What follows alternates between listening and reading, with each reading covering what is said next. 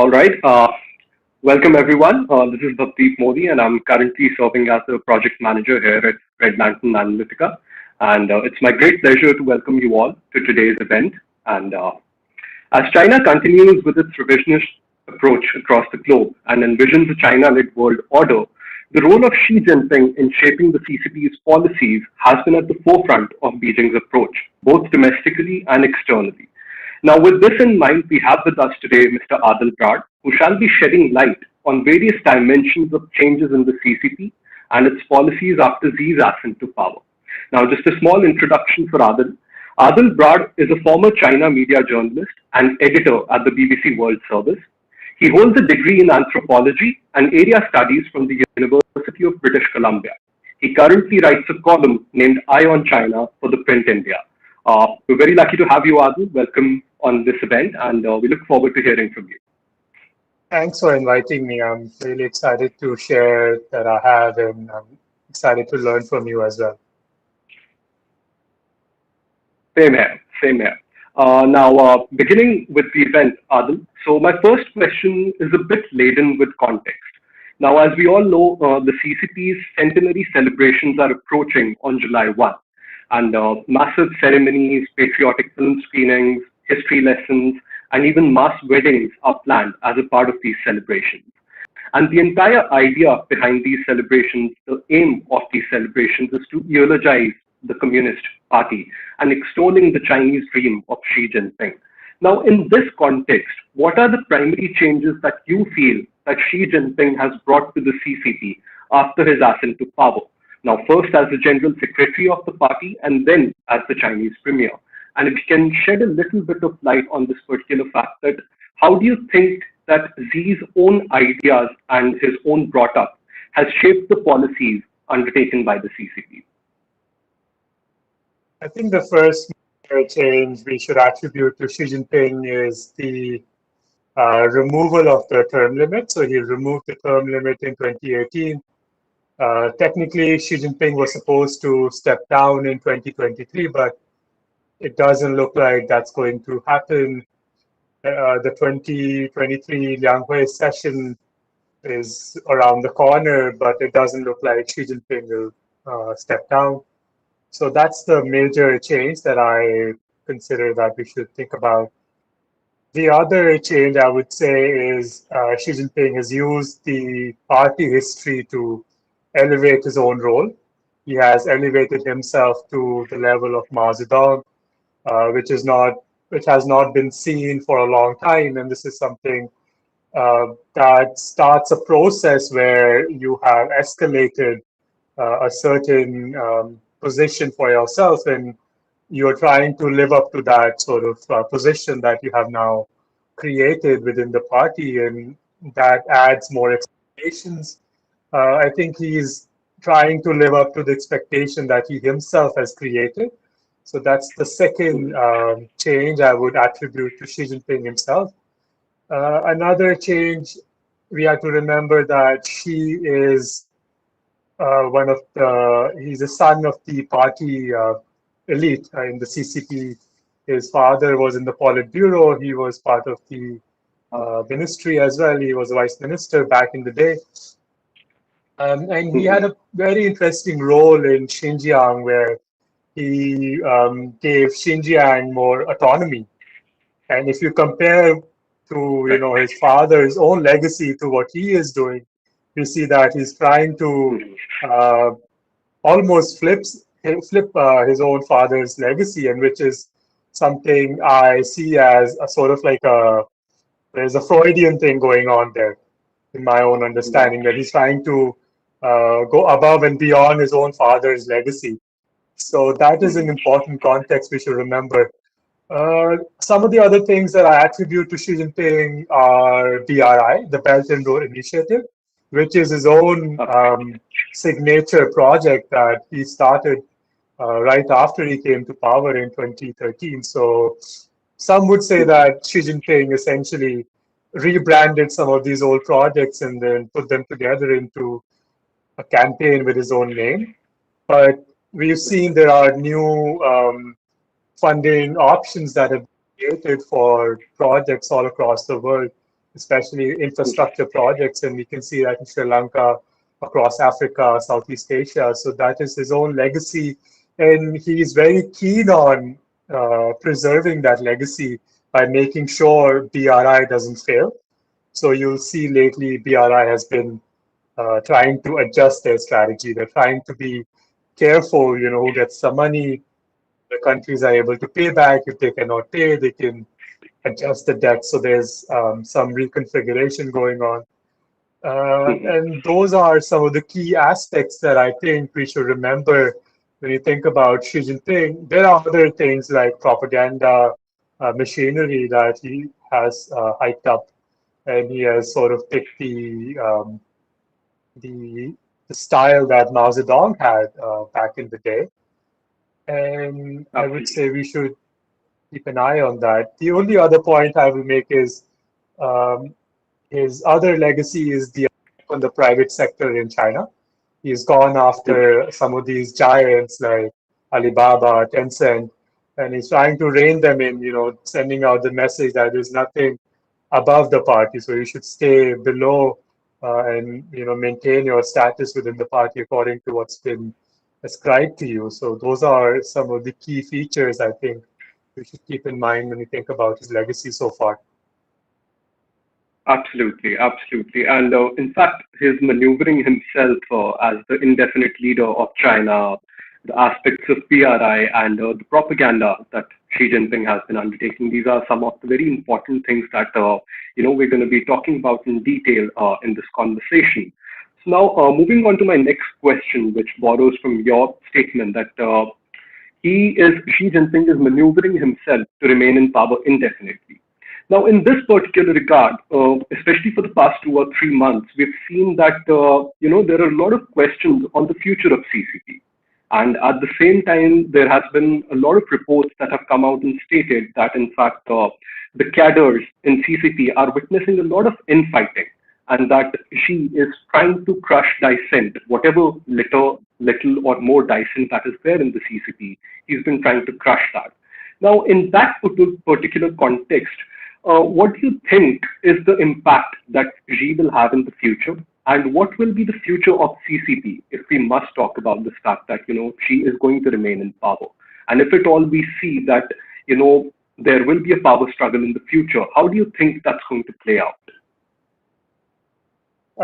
Just to clarify, I think the thing that you just mentioned about infighting within CCP is primarily a construct that the Chinese diaspora has put out. So this is not substantiated. We don't actually know if there is this infighting.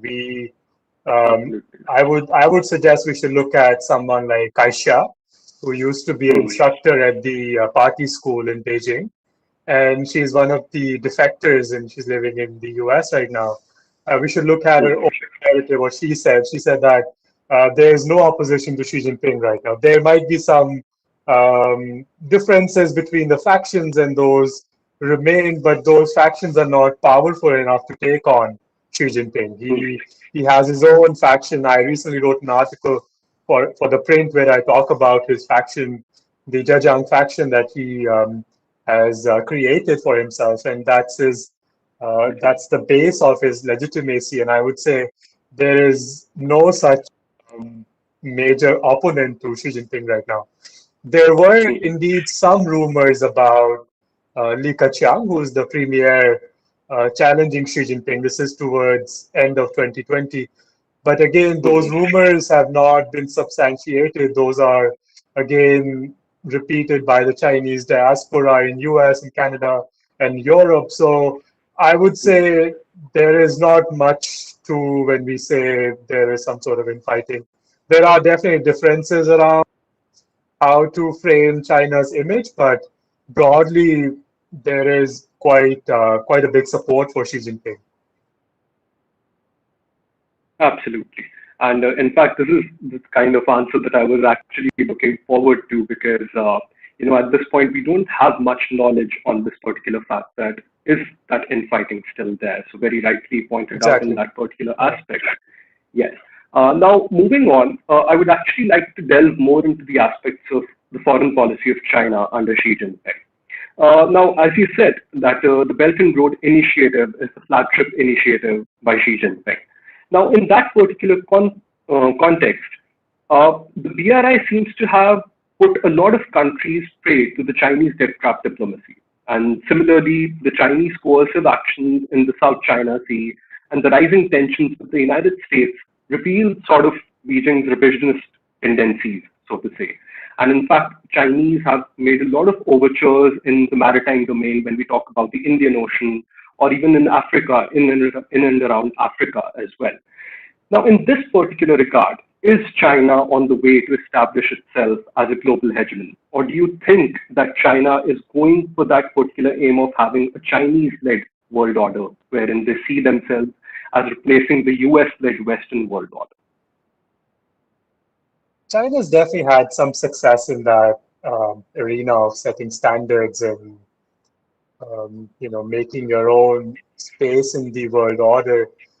I would say just lending money in the way China is doing right now will not do it, because they will have to adjust the strategy based on how other countries respond, and not just the US. I'm talking about third world countries and other countries that are taking on the debt and they have to pay that back. And so BRI is right now adjusting the standard, but I think what the strategy is that to be able to set the standards, when we talk about standards, I'm talking about 5G, I'm talking about construction projects.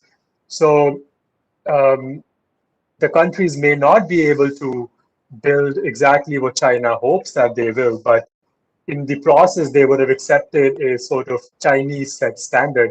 And I would say they are quite successful so far. If you look at the African continent, some of the countries that have the Chinese construction projects, they have accepted those, and the local labor is led by a Chinese manager, and they negotiate between themselves, and they are learning the language as well. So I would say setting the standards is where China has succeeded so far. But again, that we'll have to see if that translates into hard power, because US has that hard power with their bases and their physical presence. If we'll have to see if China can emulate that sort of hard power. Since there is so much pushback to China's hard power, let's say in Sri Lanka or Djibouti or wherever they have their small bases, they have not been able to expand at the pace that the US did after the Second World War. So there is quite a bit of opposition. So I'm not completely sold at the idea that China is entirely changing the landscape year by year. It will take them longer than we think they will. Absolutely. And in this particular regard, the fact that China has been trying to seep in its culture, so to say, in a few countries that it's been investing in. Now, in this particular regard, I get reminded of the recent case of Sri Lanka.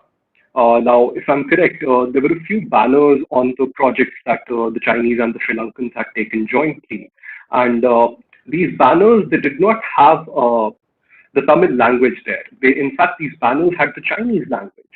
Now, there was a lot of talk at that particular point of time that the Chinese have managed to seep in their own culture in Sri Lanka, and that they are sort of establishing a cultural hegemony. And as you said, that we do not know for sure if this is going to translate into hard power in the future.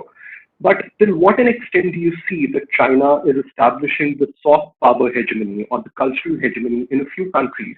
And if not hegemony, how do you think that influence is increasing in a few countries? Is it true? Is that influence actually increasing? I think it is to an extent. It depends on the region you're looking at. So Sri Lanka is one example. Sri Lanka is not down the road the way some of the African countries are.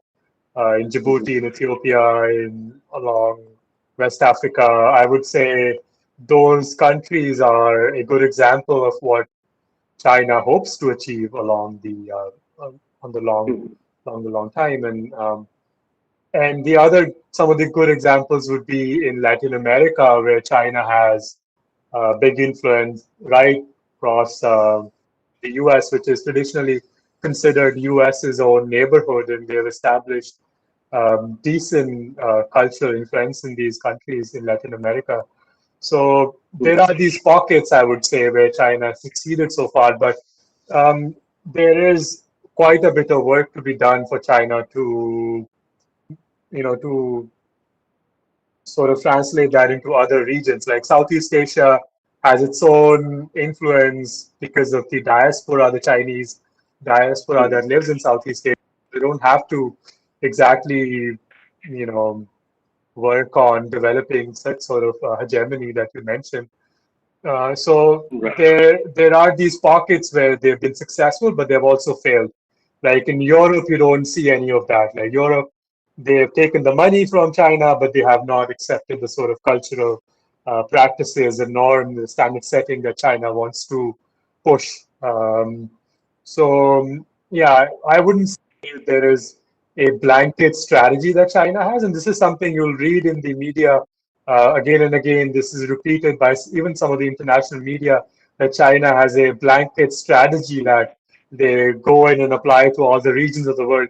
But I don't think that's the case. They have a strategy, but it is sort of adjusted according to the context. Fair enough. Fair enough. Now, moving on to my next question.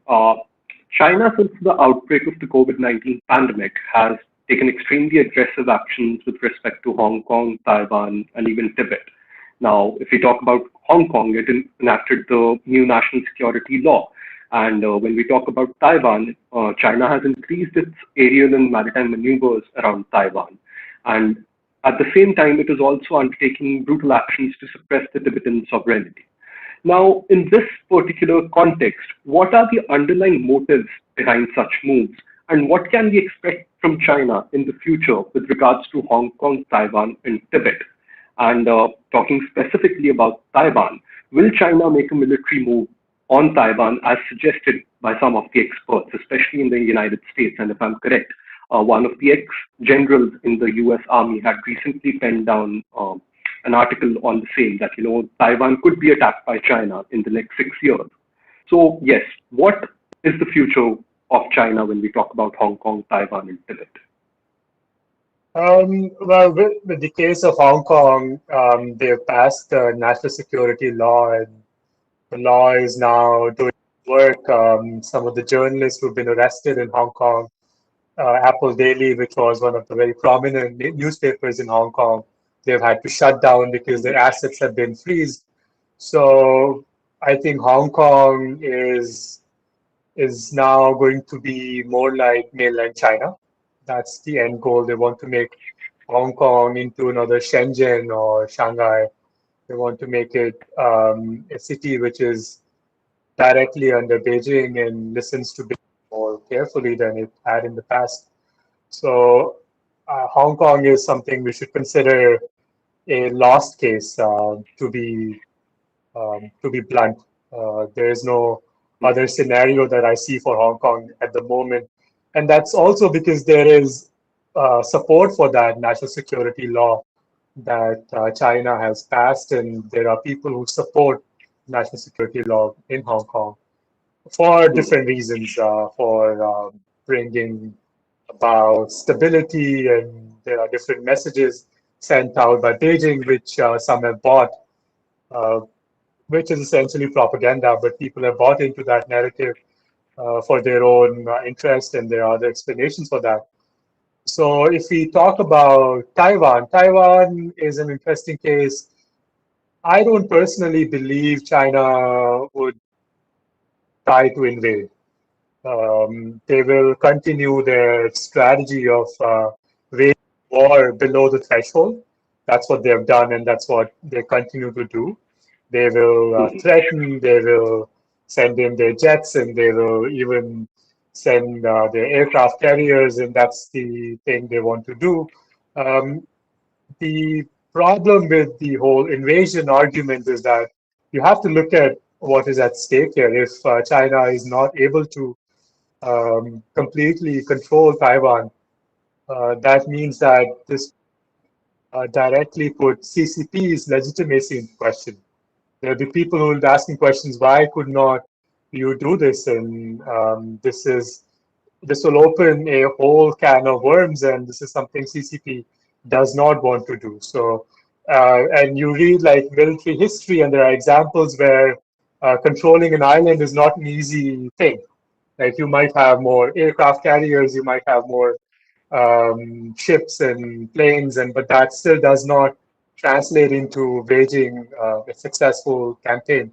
So personally, I don't believe China is going to start a war with Taiwan to take it over. That's not going to happen, in my own opinion. But we should definitely, look at China's actions.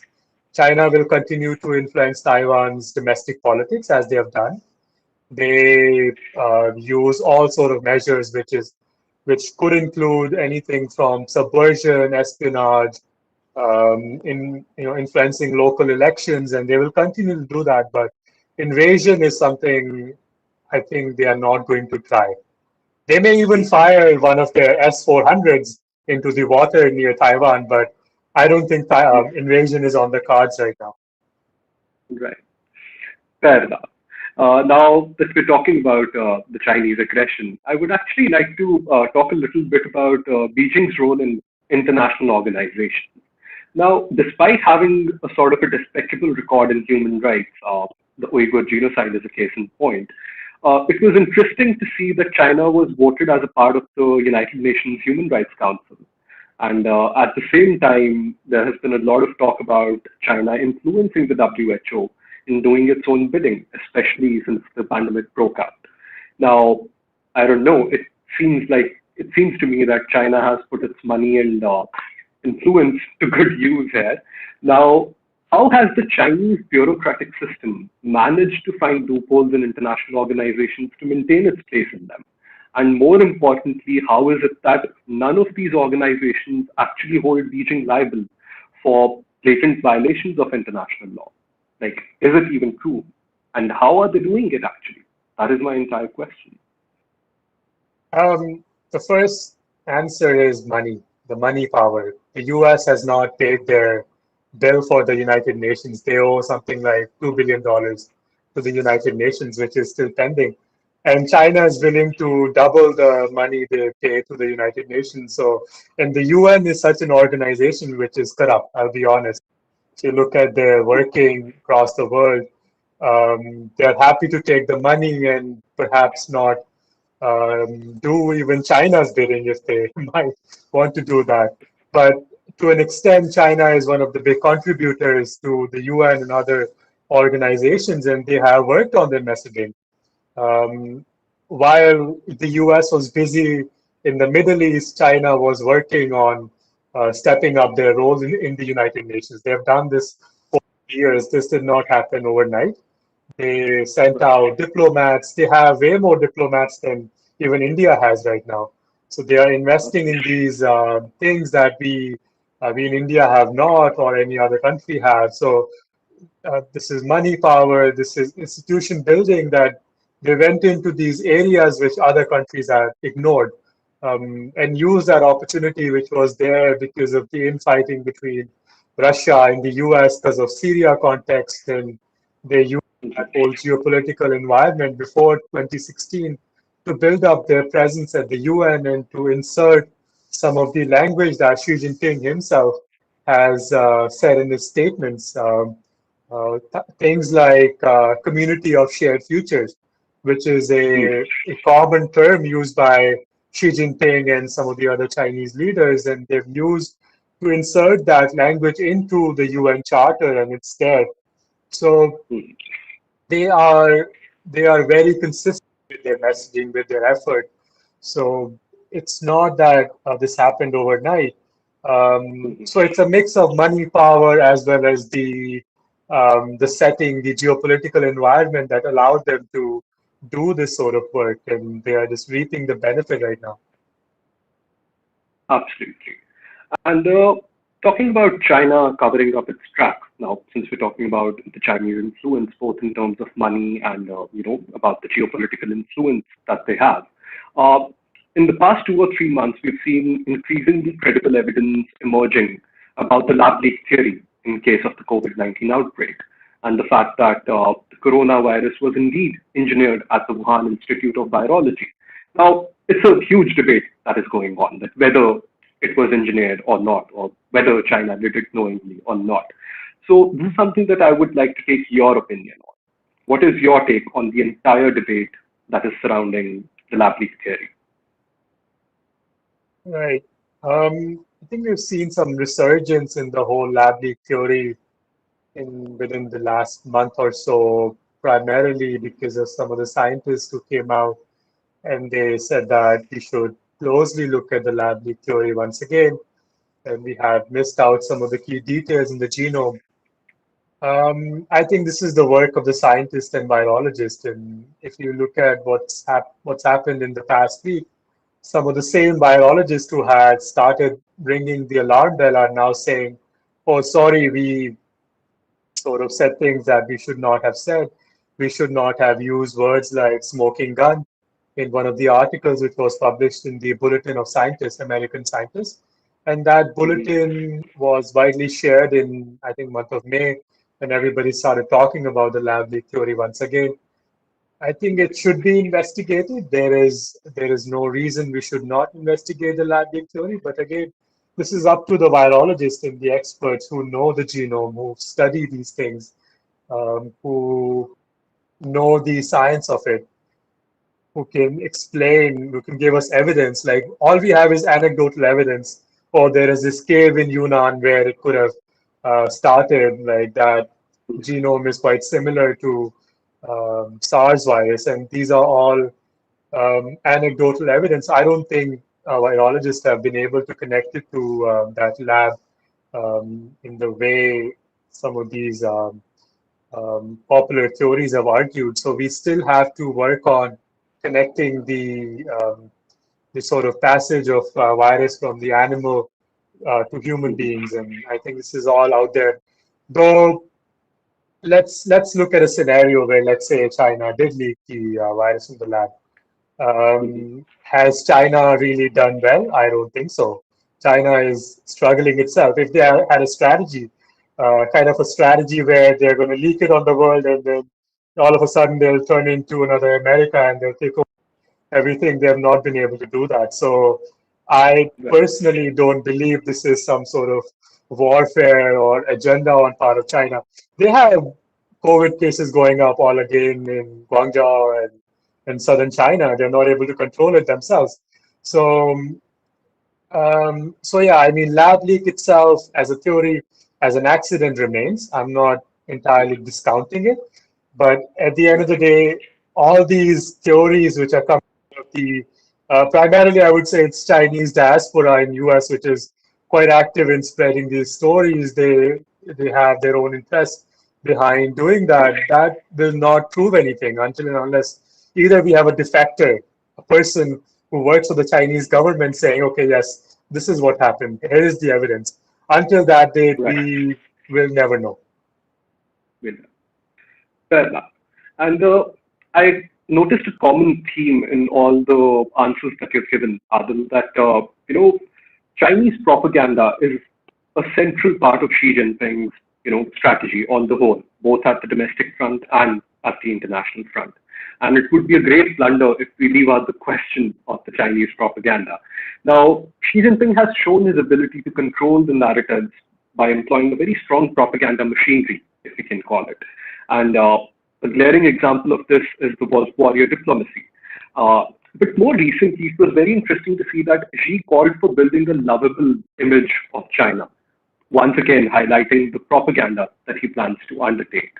Now, this was very interesting for me personally because at a time when China has been going around the world and talking very aggressively, the Wolf Warrior diplomats taking on the entire agenda, the entire propaganda that Xi Jinping wants to undertake. It was very, very curious and very ironic of Xi Jinping to say that he wants to build a lovable image of China. And it once again brings the entire propaganda question as a central theme of Xi Jinping's policy. So now, in what ways do you think that this propaganda machinery is going to be used by Xi Jinping in the future, especially in the backdrop of Xi calling for a lovable image of China to be built? Like, can we expect a change in their diplomatic positioning, or do you think that it's going to be very similar to how it has been for the past few years? Um, I have argued that, so the story which came out in Bloomberg said that Xi Jinping wants to create lovable China. And the word that was mentioned in the text, if you look at the speech, Xi Jinping says "ke ai," which is a word in Chinese. It means something that's desired, something that you want, something that is even cute in a way. So that word, if you take it out of context, it could mean that they're trying to change the wolf warrior diplomacy stance. I don't think so. The whole wolf warrior diplomacy is part of the process that they have built up even before Xi Jinping. This was building up.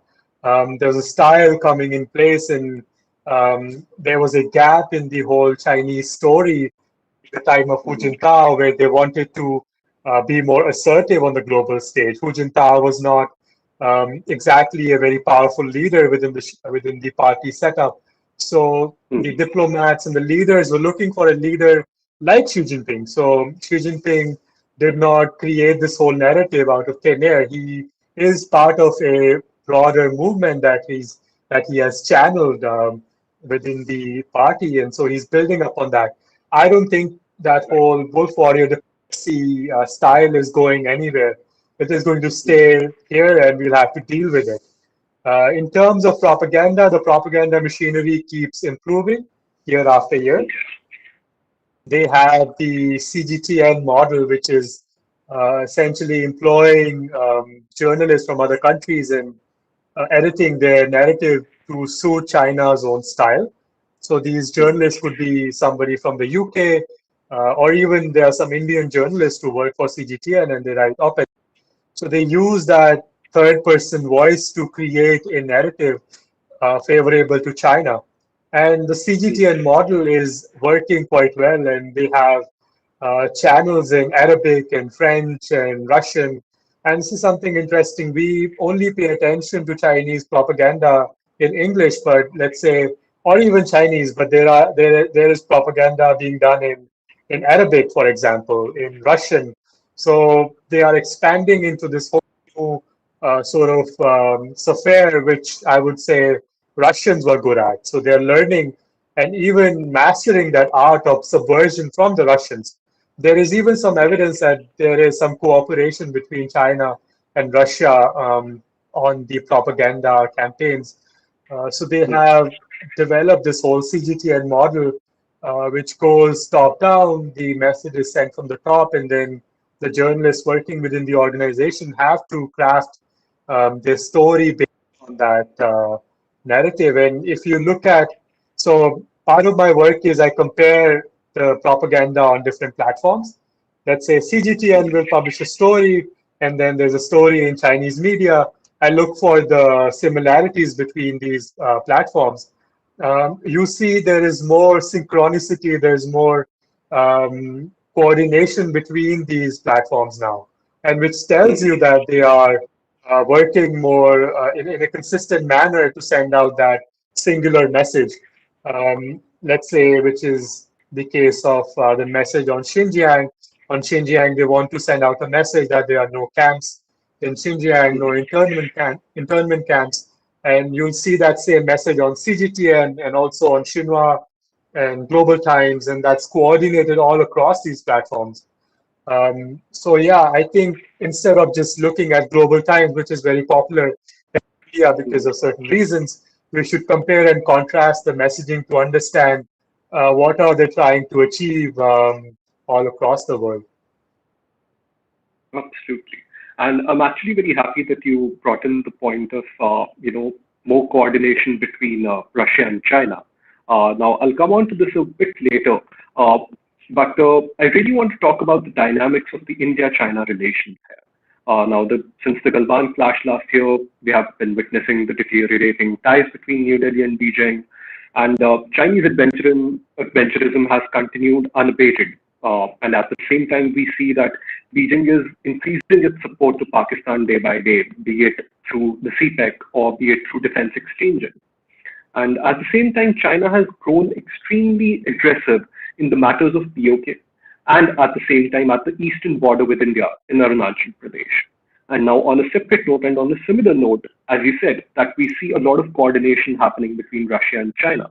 And in the recent past, we've seen that Russia, China, and Pakistan, these three countries have sort of come together to build a triumvirate of sorts. And a glaring example of this would be Afghanistan, the withdrawal of the US and the NATO forces from there. And we see that probably, the Russia, China, Pakistan triangle is becoming a reality. If not today, then probably in the future it's going to be more strengthened. So in this particular regard, keeping all of these things in mind, what China is currently doing in South Asia, what future do you see for the India-China ties, and what should be the way forward for India when we talk about the entire conundrum that is there? For the India-China relations, the elephant is the border dispute. That is right now the major dispute that we have not seen since at least the, I think, 2003 crisis, when there was a crisis at the border at LAC. And right now, what China wants India to do is to accept the stalemate. Right now, what we have is a stalemate where the PLA is sitting across from Eastern Ladakh, and China hopes that India will sort of accept it, and sure, they'll have their deployment across the border, but we are not going anywhere. That's the expectation here from the Chinese side.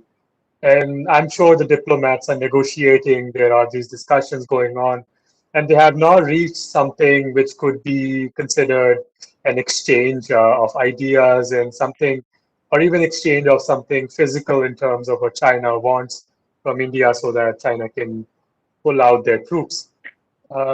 So this standoff, as we have in the broader context of COVID-19, will continue to drag on the India-China relations. Even if the border dispute um, becomes less prominent, but the whole context of COVID-19 is going to keep the relationship sort of very tense, and there will be these dynamics that are under play, and Russia again is another player in this game, and then there is the US.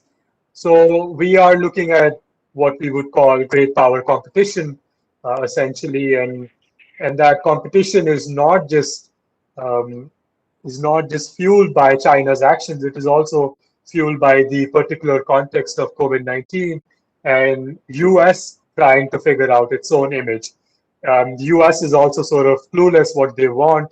They have Quad, but they also are trying to unite Europe. If we see that the US gets their act together, then China might have to pull back. There is that possibility that China will tone down their style and at least stop punching India the way they are right now, just because they don't have, because there's another pressure point. So we'll have to wait until that time, or we'll have to wait for a time where India and China can come to a more peaceful stalemate. There may not be an agreement, but sort of like a stalemate where both the leaders agree that, okay, we are not going to cross this red line, at least for some time. Right. Now, in this particular regard, Adil, as you pointed out, that there's a lot of great power competition that is currently going on, and if you look at the recent G7 meetings that happened, US came out with the idea that the United States is back, and after all the meetings that happened, China hit out at the G7 saying that small groups of countries, they do not dictate how the world is going to run. And at the same time, we saw NATO, sort of coming out with the fact that China is the key adversary rather than Russia, which has been the history of it. Now, in this particular regard, as you said, that we have the Quad coming up at the same time, and there's a lot of ambiguity right now at the hands of the United States that what their strategy is going to be. And since we are witnessing such a great power competition, how do you think that India figures in this great power competition? Like, what should be India's strategy, and where do you see India in this great power competition, let's say 5 years down the line? Right. So I think broadly there are two schools of thought right now in New Delhi. First is the thought that we should align with the US, and that is already underway. People believe that. But on the other side, if you read some of the statements by Minister Jaishankar, you will see him, come across talking. He's talking about unaligned, and that is quite interesting. And he says we don't have to entirely align with the US. So there is definitely that ambiguity. There are certain quote unquote hawks in New Delhi, Chinese hawks, who believe that we should closely align with the US.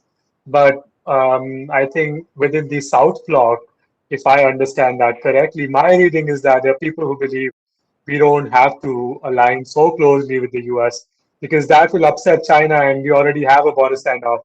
Trying to settle that dispute on one side, and we don't want to start another dispute with China just because of aligning openly with the US. So I personally don't think that there will be a very big alignment in the coming year. We might see something next year if the context changes and China's own behavior is more aggressive, then maybe India will move closer to the US. But at the moment, the way things are, they're sort of calm and there's a stalemate at the border. I think New Delhi is trying to hedge its bets in a way that they don't appear to be entirely in the US camp, trying to Mhm. also play the Europeans. They're also trying to play UK and some of the countries in East Asia, which is a smart strategy. I would say you don't have to openly go out there and say we are aligned with the US. That does more damage than help us out. So it's best to have this dual strategy where, sure, we get the help from the US, but we also work with other allies like maybe Australia or Japan. So having this broader strategy, I believe, is better than just openly aligning with the US. Absolutely. Absolutely. Well, thank you so much, Adil. Now, if you could, we just have two small questions from our audience, and it will be really great if you could just, answer these questions. The first question comes from Riddick. He asks that what will be China's role in a post-war Afghanistan, uh, post-US and allied troops withdrawal? And is Taliban's radical dispensation compatible with the Chinese dispensation, keeping the Xinjiang issue in mind? Right. I think China will first of all try to buy Taliban. That's their first strategy. I can already see they are working on it. But that's going to fail. We know that US has tried it. There are so many countries that have tried to buy Taliban, and they are Mhm. smart people. They're not going to be bought so easily. I think Mhm. China definitely wants to play some role, as you mentioned, Xinjiang, and they definitely want to be present in Afghanistan in some fashion. And but I don't think they entirely understand what it means to be in Afghanistan. It is a complicated geopolitical context, and it's not like going to Pakistan where there are officials who are willing to do your bidding for the money, and they will actually do what they say. In Afghanistan, you have these factions, and um, they, they're sort of, if I understand Afghanistan enough, their factions keep shifting their allegiance. So it's very complicated context as opposed to Pakistan. And I think at the moment, China thinks that they can emulate their strategy the way they have a strategy for Pakistan, but I don't personally think that's going to work for Afghanistan. So, um, and and there is another thinking that's emerging that maybe it's not such a bad idea to even have U.S. presence in Afghanistan. There are some Chinese experts who say that maybe it's not such a bad idea. Let them be there, let them just spend their money and provide us security, and that helps us out in a way. Right. Now, in this particular regard, I have a personal question that I really wanted to ask you, and this is something I believe that you briefly touched upon in one of your answers as well. Do you think that China is punching above its weight? I mean, taking on so many things on multiple fronts, be it the South China Sea, be it with India, be it with the United States, be it with Europe, the Xinjiang issue, Afghanistan, Indian Ocean, Africa. It seems like they've taken on battles at every front. So do you think that China is punching above its weight? And do you think that it will backfire? They are definitely doing things which look like it's ahead of time. They could have spent more time building up hard power the way the US did, and there's that whole history after the Second World War, which helped out the US to build their bases, and they could have for longer. But then again, I think they don't have an option. It's the domestic context where the population is aging and there is dependence on the outside world, and Mhm. the whole economy is changing. So the response that we see from China right now is sort of a collective answer to where China should go from here. So I don't think there was an option.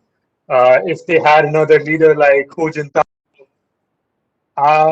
then maybe China's politics or its global standing would have looked very different.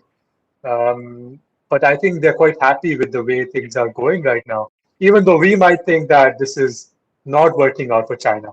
In the way they assess Yeah, things, I think they are quite happy with this sort of tension that they have created on the global stage, yeah, because that brings attention from other countries, like in parts of Africa, in parts of Pacific, Southeast Asia. Look at Singapore. Like Singapore is an interesting example. yeah, They're quite happy in the way China is doing things, and you hear that from their diplomats. So it's how we understand the outcomes of China's policies. I personally don't think that China really had an option in terms of biding its time longer than it has. We mhm, would have, if not Xi Jinping, it would have been another character who would have come into power and done somewhat similar things that Xi Jinping is doing right now. fair enough. That's very well said, Adil. And jumping on to my last question that we have from the audience. Now, this is something that we've already talked about, in a bit of a brief on the domestic front of Xi Jinping. But Sushruta here asks that what are the points of political vulnerability of Xi Jinping, both at the domestic and the foreign level? And when she talks about Taiwan ahead, she asks that is getting Taiwan back a matter of political survival for Xi Jinping? Like, is he facing any political pressure, domestic political pressure on that front?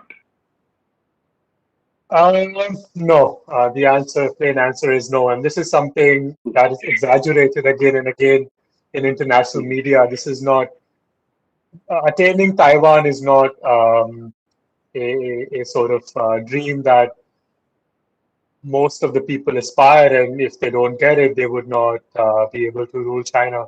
That's not the case. In the case of Taiwan, the expectation is that eventually China will be so powerful that Taiwan has no option but to be part of China, like somewhat similar to what happened in Hong Kong. If you look at the Mhm. 70s and 80s, it was entrepreneurs and businessmen from Hong Kong who went to China to set up factories. And now China is so rich that they are changing the reality in Hong Kong. That is something they want to do in Taiwan as well. So, Yeah. yeah, Xi Jinping's major vulnerability right now is his age and his health. These are Mhm. things that we don't talk about when we talk about geopolitics, but they matter in terms of, if, let's say, tomorrow something happens to him, what's going to happen to China? There's no, there will be power struggle. There will be a new leader who will try to maybe fashion a new style. So that there's a big question mark on what happens if Xi Jinping is not there tomorrow on the scene. And I think that is a major vulnerability that even Xi Jinping knows is there. So and maybe he's grooming somebody. We don't know. This is something we have not seen in the international media. Um, and we'll find out as we go, and we'll Right. learn that if there is another candidate who might be groomed. Absolutely. And lastly, I just have one question that is China facing a difficulty in dealing with the likes of Tencent and Alibaba, or are they tools of spreading Chinese influence? in terms of the crackdown on Tencent and Alibaba, if you look at the CEOs such as Jack Ma and the CEO of Tencent, what we've seen is that they have sort of disappeared from the scene, and they have at the moment accepted the terms which were put in front of them on the table, which was to lay low and sort of disappear from the scene by letting party members take over. When I say party members, I don't literally mean somebody taking over. I just mean that there are party committees within private companies which influence how these companies are run. So I think they will step back and let the party do more of the work, and we'll see that China will take over some of the data from these private companies, and they want to have central control on the data. There are stories in Financial Times and Wall Street Journal which talk about agreement between Ant Financial and the party, and similar agreements have been signed or agreed to between Tencent and the party. So these under the table agreements are happening. So I would say the private sector has at the moment stepped back. They're not going to fight back against the party. It's just so powerful right now with Xi Jinping in control. Yeah. And they will definitely have to do the bidding for Beijing. There is no doubt about that. Right.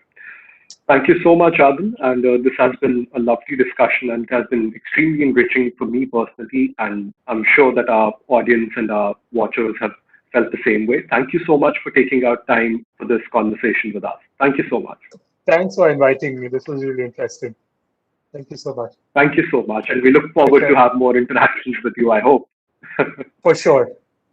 Take care. Right. Thank you so much, Adil. Thank you.